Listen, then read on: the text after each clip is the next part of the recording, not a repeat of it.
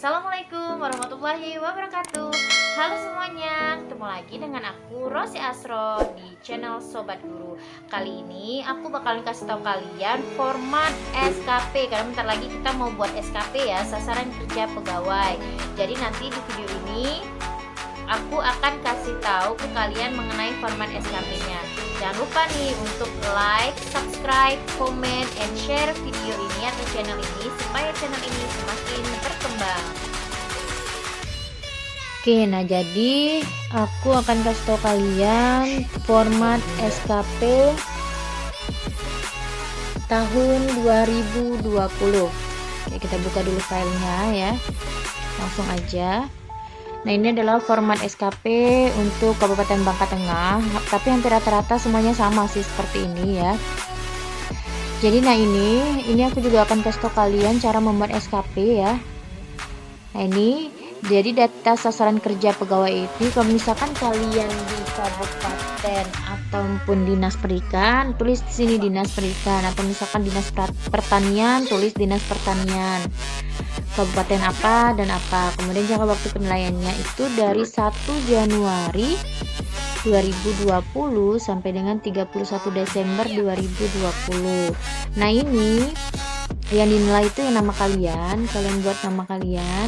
Kemudian untuk NIP ya, catatan untuk NIP itu harus ada yang namanya tanda petik ya, tanda petik di bagian ujung sini ya, tanda petik supaya apa? Supaya nanti ketika misalkan diklik atau di enter itu nggak berubah. Coba misalnya kita hilangkan tanda petiknya, nah hasilnya dia akan seperti ini ya. Jadi harus banget kita pakai tanda petik. Oke, kemudian pangkat kalian apa, kemudian jabatannya apa, dan unit kerjanya. Kalau misalkan di dinas pendidikan ya kalian tinggal tulis aja UPTD, Satuan Pendidikan SD atau SMP atau SMA bla bla bla bla ya. Kemudian pejabat penilaiannya ini kepala sekolah kalian. Kalau misalkan di dinas berarti kepala dinas kalian itu apa, siapa gitu ya, atasan kalian lah intinya ya. Kemudian itu ini adalah atasan pejabat penilai. Kalau misalkan guru ya berarti kepala dinas. Nah, oke, mungkin yang ini udah kali ya. Kita lanjut ke cover. Nah, covernya, nah ini secara otomatis dia akan berubah secara otomatis ya. Nah, ini kita tinggal ganti aja.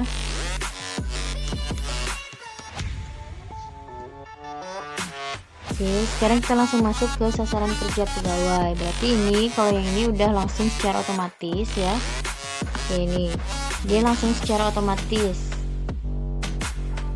Selanjutnya, nah kalau yang ini untuk pengembangan dirinya, angka kreditnya ini dia akan berubah nanti. Nah, berapa poin-poin untuk angka kredit ya, kan aku baru PNS kemarin. Kalau untuk angka kredit CPNS kemarin kami masih 0 tulisnya ya, belum berlaku angka kredit untuk CPNS. Tapi nanti ketika sudah PNS dan sudah banyak kegiatan-kegiatan yang kita ikuti, itu angka kreditnya udah otomatis dia akan berubah. Oke, ini ya, misalnya pembelajaran, bimbingan, dan tugas tertentu, kuantitasnya ini 1, ini ditulis laporannya, kualitasnya semua atau mutunya itu ditulis 100, waktunya itu tergantung ya, ini bulan ya. Kalau misalkan kalian nih tugas selama ini berarti selama setahun dong, berarti 12 bulan. Tugas sebagai wali kelas juga 12 bulan. Kalau misalnya kalian mau nambahin di sini, nambahin tentang melaksanakan tugas sebagai pembina ekstrakurikuler atau pembina OSN, itu tinggal ditambahkan aja di sini ya. Nah, kemudian pengembangan diri. Nah, misalnya kalian mengikuti kegiatan apa nih di sini? Kegiatan KKGK atau MGMPK, atau di sini mengikuti diklat apakah ya, dan lain sebagainya. Itu tinggal ditambahin aja. Kalau misalnya ini kurang, tinggal tambahin aja kolom-kolomnya gitu kan. Nah, ini jangan lupa ditulis di surat tugas dan laporan kegiatannya. Kemudian ini selama 12 bulan. Kemudian melaksanakan publikasi ilmiahnya ada nggak nih, membuat makalah. Kalau misalkan belum ada ya tinggal dihapus aja ini nanti ya. Ini nanti dia outputnya dia berupa dokumen, pelaksanaannya berapa bulan nih, ternyata selama 6 bulan dan lain sebagainya. Kemudian melaksanakan kegiatan penunjang, apa aja nih kegiatan penunjangnya, di sini tinggal kalian buat aja ya, ditambahin aja. Kemudian ini diganti aja dengan kecamatan kalian. 2 Januari 2020.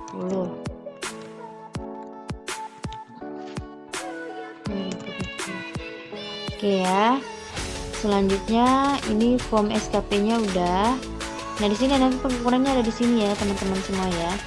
Nah, pengukurannya ada di sini. Ini udah secara otomatis. Kalau misalnya ini penilaian ini yang melakukannya adalah kepala sekolah. Jadi kepala sekolah kalian yang akan memberi nilai.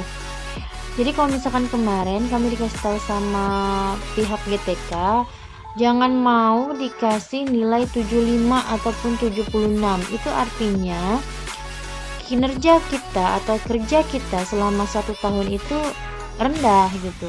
Nggak mau kan dibilang rendah. Jadi sebisa mungkin setiap tahun itu SKP kita itu naik.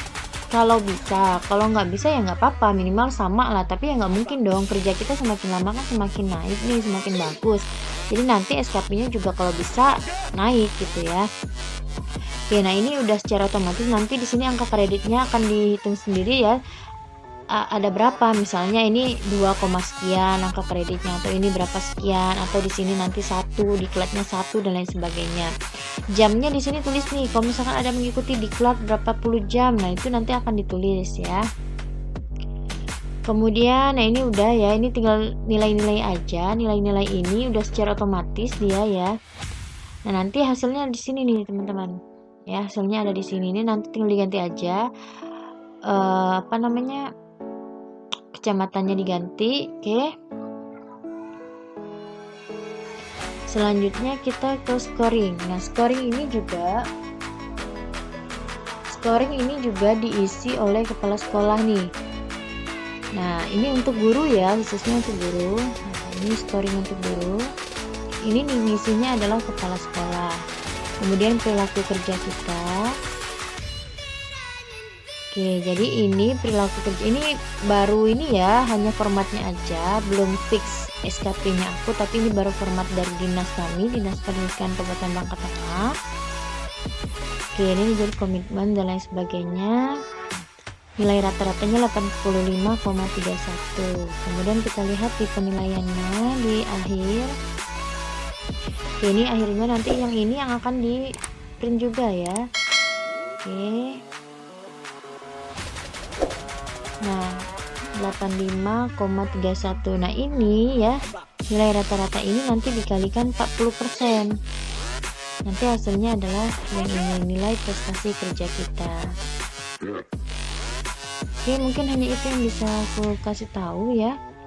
Jadi ini adalah form SKP dan bagaimana cara menggunakan form SKP ya. Oke, atau cara mengisi form SKP. Jadi yang paling penting itu adalah di sini. Kalau salah di depan, salah di sini ya pasti akan salah semuanya. Kemudian form SKP kalian ini yang paling penting nih teman-teman. Ya, form SKP ini jangan sampai salah. Oke, mungkin hanya itu yang dapat saya sampaikan. Mohon maaf apabila ada kekurangan. Kalau misalkan mau ada yang ditanyakan, boleh ke kolom komentar ya. Teman-teman jangan lupa untuk subscribe, like, dan komen serta share video ini ya. Terima kasih semuanya. Assalamualaikum warahmatullahi wabarakatuh.